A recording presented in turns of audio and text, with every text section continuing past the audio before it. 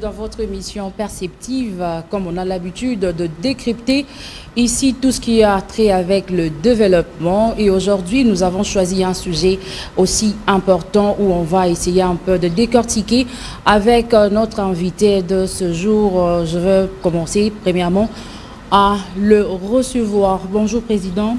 Bonjour Madame. Comment vous allez? Ça va très bien Madame, à bonne santé et en forme. Très bien, nous avons le réel plaisir de vous avoir aujourd'hui dans notre plateau pour parler des conditions salariales de travailleurs des entreprises publiques de la RDC. Vous êtes le bienvenu chez nous.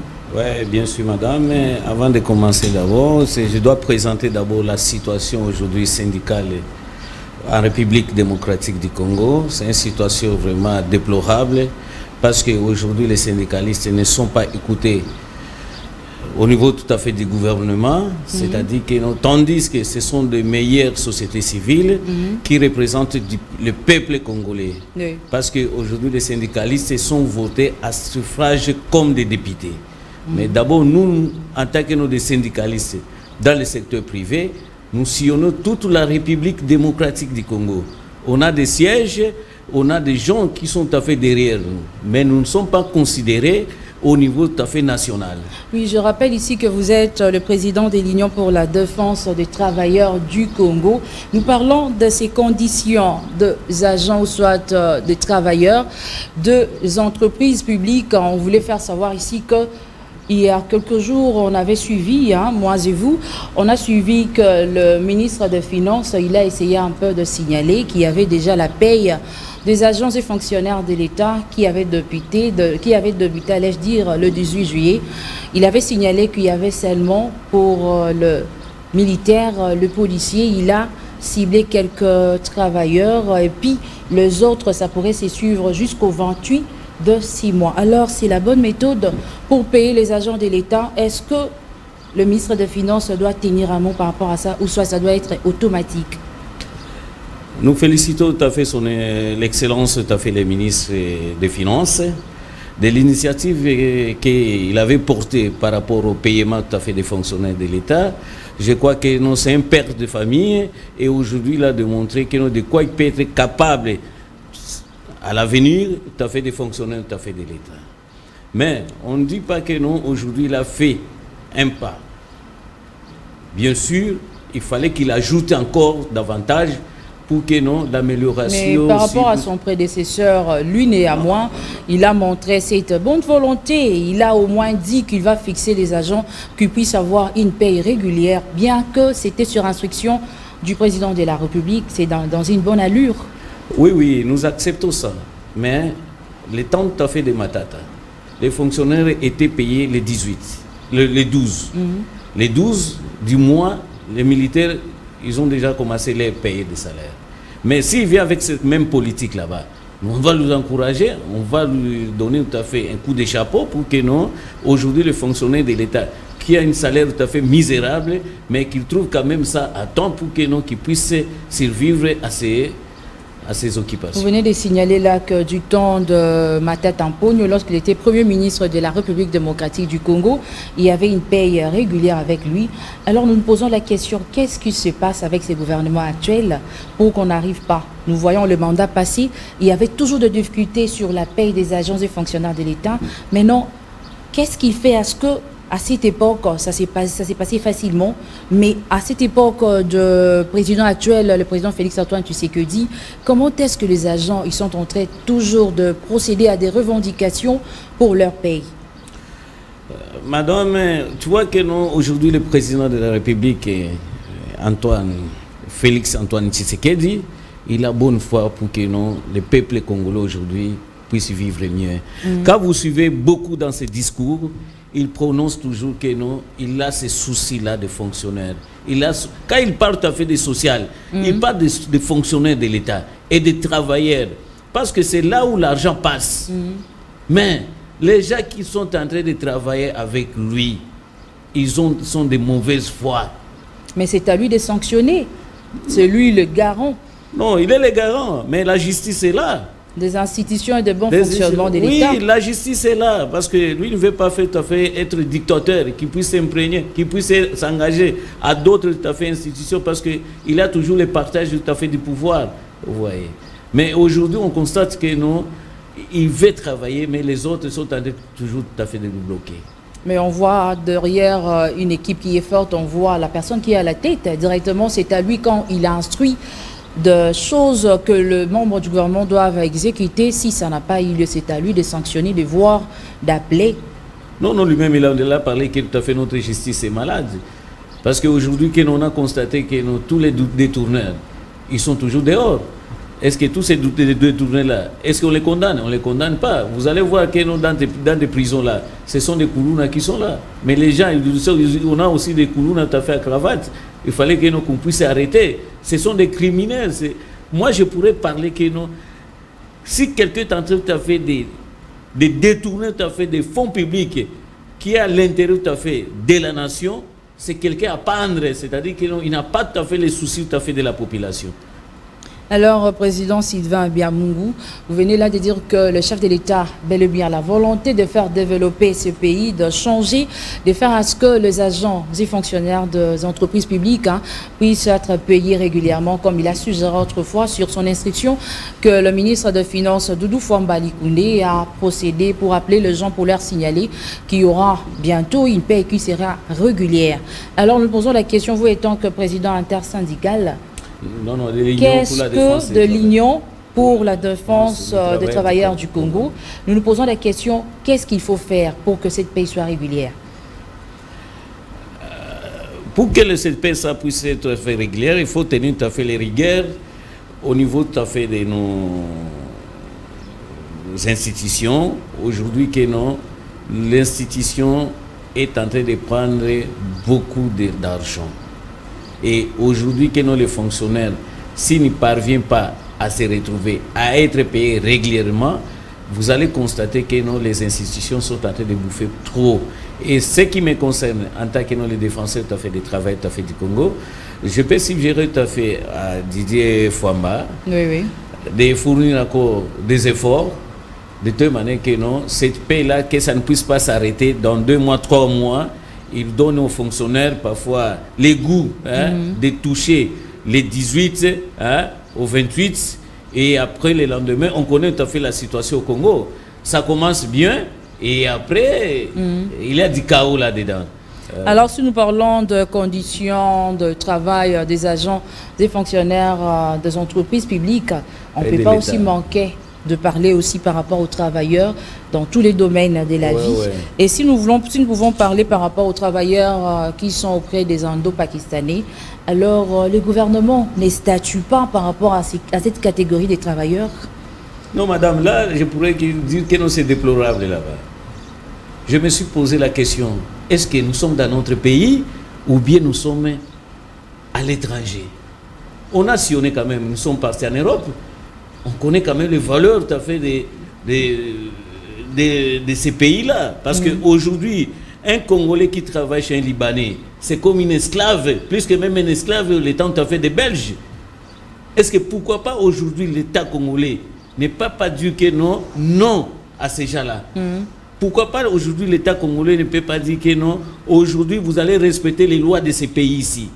Est-ce que vous pouvez comprendre que non, aujourd'hui, quelqu'un qui est au niveau tout à fait des entreprises minières, on a eu tout à fait des images, tuer même les Congolais. Président Sylvain, vous aussi, vous menez aussi des enquêtes, ou soit vous venez auprès de ces gens-là, des Indo-Pakistanais, ou soit tenir des réunions de manière à rencontrer les gouvernements pour leur soumettre ces mauvaises conditions de travail où les Congolais ils sont exposés. Madame, je vous dis ce qui est vrai aujourd'hui. Nous, les syndicalistes, toutes revendications, ces gens-là sont gardés avec les militaires congolais. Et quand vous arrivez là-bas, pour réclamer les droits tout à fait des Congolais, il te dit que non, j'ai quelqu'un qui est derrière moi. Est-ce que, dites-moi, ça c'est quel pays? Ils sont soutenus par les autorités. Et aujourd'hui, ils ont même refusé de passer les élections dans leurs entreprises, même dans leurs magasins. Ils nous ont dit non.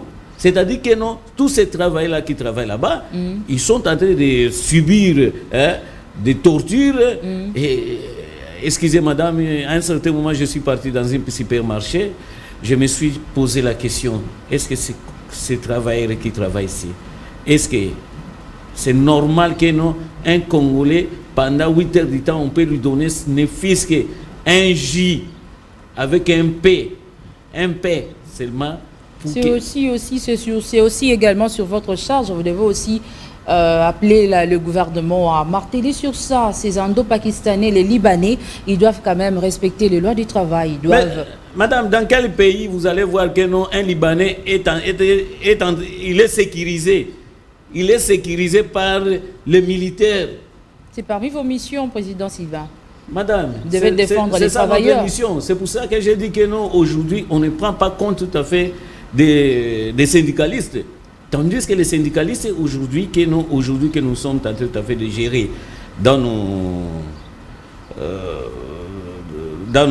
différentes plateformes, c'est pour défendre les intérêts tout à fait des Congolais.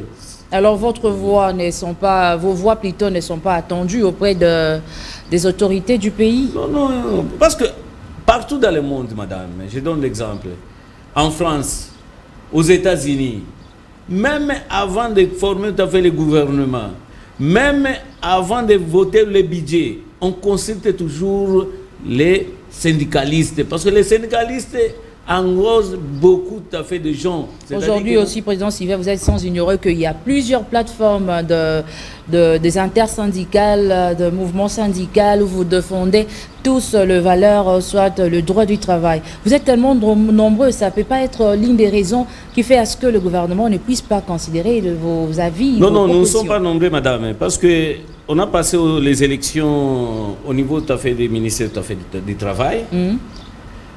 Nous étions au moins à 154 syndicats. Oui. On a pris les 12 premiers syndicats qui formaient les bureaux de l'intersyndical du Congo. Okay. C'est-à-dire que ces gens-là, ce sont les interrupteurs tout à fait d'autres syndicats. Mais l'intersyndical, c'est 145 syndicats. Pour toute la République. Pour toute la République. Okay. Dans notre République aujourd'hui, la RDC, c'est trop peu.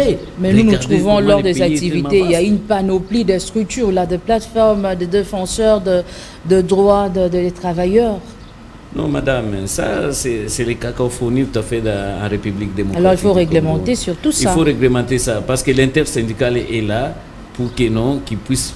C'est un bureau qui statue sur la situation tout à fait des travailleurs dans tous les secteurs. Oui. Vous voyez, même dans le secteur de la fonction publique aujourd'hui, qu'on est en train de réclamer toujours des élections. Président Sylvain, hier, on avait suivi, il y avait sit-in devant les ministères de la fonction publique, il y avait quelques syndicats, je dirais, de groupes de syndicats qui voulaient à ce que le VEPIN puisse organiser les élections du côté de la fonction publique. Madame, il y a quand même quelque chose que quand même j'ai aimé, parce que c'est qu'aujourd'hui ils sont en train de réclamer tout à fait les élections au niveau tout à fait de la fonction publique. Nous, en 2023, avec mon plateforme FOSIC, nous sommes passés au niveau tout à fait de l'affaire étrangère, si l'Assemblée générale, on a adressé à son Excellence VPM, qui vient d'être reconduit encore au niveau de la fonction publique pour réclamer les élections. Même ces gens-là aujourd'hui qui viennent réclamer encore les élections, ce sont les mêmes gens qui sont dans l'INAP. Parce que moi, je me suis beaucoup étonné quand il dit que non, on est en train d'enterrer l'INAP. Mais vous avez mangé avec l'INAP. Ils sont membres de l'INAP et puis ils veulent encore enterrer. Oui, vous avez mangé avec l'INAP. Et aujourd'hui, vous voulez vous détacher pour dire que non, nous ne sommes pas de l'INAP, il faut que l'INAP puisse disparaître. Et si l'INAP doit disparaître, d'office, et vous aussi, vous allez disparaître. Parce que vous avez bouffé pendant 13 ans. Vous n'avez pas demandé tout à fait les élections. Ils ont peut-être soif du pouvoir et aussi ils veulent diriger, être à la tête de l'INAP. Non, ils sont dans l'INAP. Mais ils veulent être à la tête, à la gestion. Non. Qu'eux puissent diriger l'INAP. Madame, être à la gestion, ou bien tu as géré tout à fait dans le gouvernement, les bilans vous rattrapez vous tous. Effectivement. Mais aujourd'hui, ils viennent de réclamer ça. Et ils étaient récompensés par le VPM. Parce que tous les présidents syndicaux, ils sont devenus des directeurs. Même les deux qui s'étaient représentés là-bas, ce sont des directeurs notifiés. Tandis que la loi syndicale, les directeurs n'ont pas droit de se présenter. Il se disait que... Oui, c'est un employeur. Oui, il se disait qu'il y avait la mégestion à la tête de l'INAP. C'est alors eux, ils veulent à ce que le VEPAM puisse organiser les élections, qu'on puisse mettre de bonnes personnes qui vont mieux orienter les choses à la tête de Madame, quelle mégestion? Parce que si on avait fait de mauvais... Il y avait mégestion entre nous, qui vont subir tout à fait ces conséquences. Quand nous on a demandé qu'on donne les élections en 2023, on a dit non à l'INAP. Parce qu'ils ont déjà 10 ans de glissement. Même ces personnes-là qui déclarent aujourd'hui. Alors, ils ont fait 10 ans. Qu'est-ce qui bloque les élections alors? Ce qui bloque les élections, c'est les mauvais choix tout à fait des gens de l'INAP et des ministres, les ministres sortants. Hein. Je ne sais pas pourquoi ils bloquent tout à fait les élections syndicales. Parce que c'est un droit, parce qu'aujourd'hui nous sommes dans un pays démocratique où on a passé les élections à tous les niveaux. Si on a passé même les élections au niveau communal, pourquoi pas on ne peut pas passer au niveau tout à fait de la fonction publique? Alors pour cette année, est-ce qu'il y a déjà un calendrier par rapport à ces élections? Non, non, c'est ce qu'on a déclaré. Il faut qu'on nous donne un calendrier. Ça ne sait pas tout à fait de mettre en place un comité tout à fait de crise. Ce comité de crise est pour faire quoi? Parce qu'on a la direction tout à fait juridique au niveau de la fonction publique qui peut se mettre pour faire tout à fait les calendriers et revoir aussi les arrêtés qui étaient faits en 2023 pour qu'on nous donne les élections le plus vite possible au niveau de Alors ces la fonction syndicats, publique. ils avaient déposé leur mémo auprès du VEPAM pour qu'il y ait élection. C'est dans leur entendement. Alors, quelle a été la suite par le VEPAM? Il a assuré qu'il va organiser des élections. Parce que vous venez de souligner qu'il n'y a pas encore un calendrier où il y aura bel et bien des élections. Non, non, le travail a été déjà fait. Parce que déjà avec la commission juridique, parce que quand on a mis pression tout à fait en 2023, on a réuni tout à fait la commission tout à fait juridique pour qu'elle puisse établir tout à fait ces calendriers-là, qu'il établit tout à fait l'état tout à fait des sommes pour qu'on puisse avoir les élections.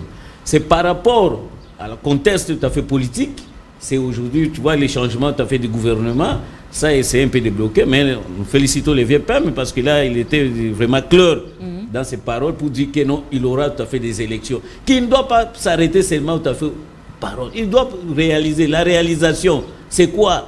Mais c'est à vous de continuer à mettre la pression pour que cela soit fait. Non, non, nous sommes là, on ne doit pas tout à fait baisser tout à fait les bras, mais il ne faut pas que les autres puissent venir tout à fait... Après avoir bouffé, il vient encore tout à fait nous embrouiller. Pensez-vous qu'il y a déjà des personnes dignes qui peuvent être à la tête de cet intersyndicat national de la fonction publique? Oui, oui, il y a tout à fait les gens dignes parce qu'il y a les gens tout à fait honnêtes aujourd'hui. Mais tous, qu'on soit vraiment, madame, ce n'est pas possible que tu es devenu directeur. Tu es un employeur déjà d'office. Mais aujourd'hui, tu maintiens toujours être tout à fait toujours syndicaliste. C'est-à-dire qu'il y a 10 000 là-bas que tu constates que non, tu ne peux pas lâcher ça. Vous voyez? Alors, mais nous, on dit que nous sommes là, c'est pour cela que je me suis dit de donner tout à fait notre syndicat, l'Union pour la défense tout à fait du travail du Congo. Vous serez candidat à ces élections, voyons? Non, oui, bien sûr. Parce qu'aujourd'hui, il faut que les fonctionnaires de l'État, aujourd'hui, que nous sommes tentés de défendre jour et nuit, malgré tout à fait des attaques par-ci, par-là. Mais vous reconnaissez quand même les efforts du président Kiangi? Non, non, les efforts du président Kiangi, par rapport à quoi, madame?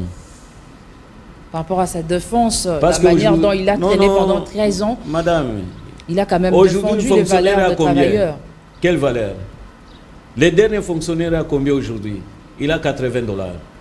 Dites-moi 80 $, comment tu peux vivre jusqu'à la fin du mois? Mais vous avez constaté que peut-être c'est le manque de la volonté du gouvernement. Madame, lui, il tenait à ce qu'il y ait on dit toujours des salaires qu'il faut pour que le travailleur puisse être dans de bonnes conditions. Madame, on dit toujours il faut produire de bons résultats. Mais il n'a rien foutu. Il a démontré ses limites, madame. Ah bon? Parce qu'aujourd'hui, je les ai suivis tout à fait à Fatima. À Fatima, ils ont passé là-bas pour dire que non, voilà, tout ça, aujourd'hui, les fonctionnaires, d'un fonctionnaire à 80 $ d'office, nous, l'INAP, on donne un ultimatum tout à fait on donne l'ultimatum tout à fait au ministre de la fonction publique que aujourd'hui, que quelqu'un qui va quitter de 80 $ à 200 $, nous sommes dit avec quel mécanisme? Vous dites que vous serez candidat aux élections à la tête de l'intersyndicat national de la fonction publique. Nous nous posons la question, vous avez déjà un plan pour qu'il y ait changement, surtout du côté des conditions salariales des agents et fonctionnaires de l'État? Madame, il faut savoir que nous d'abord, aujourd'hui, on n'a pas une politique tout à fait salariale au Congo. Quand on pose un Congolais, tu touches combien? Les transports, c'est combien? Il ne sait même pas. Mais tandis que c'est un droit que les fonctionnaires puissent savoir que moi je touche combien, les transports combien, les logements c'est combien, le logement familial c'est combien. Mais aujourd'hui, il n'a absolument rien. Vous avez aussi un plan efficace que vous pouvez exposer. Les plans efficaces aujourd'hui que non, je peux dire aux fonctionnaires de l'État, tenez bon. Aujourd'hui, c'est que nous proposons à notre niveau, de l'Union pour la défense et du travail du Congo d'abord, on aura tout à fait, premièrement, ce qui concerne tout à fait des grades au niveau de la fonction publique, ça va suivre tout à fait l'ancienneté tout à fait des personnes qu'il a déjà fait au niveau de la fonction publique. Ce qui concerne tout à fait les problèmes salariales, on doit voir selon les paniers ménagères. On doit discuter jusqu'à la fin. Parce qu'on ne doit pas toujours demeurer que non. Aujourd'hui, tu étais à 5 $, à 7 000 francs congolais. Comme je peux te parler tout à fait des problèmes des SMIG.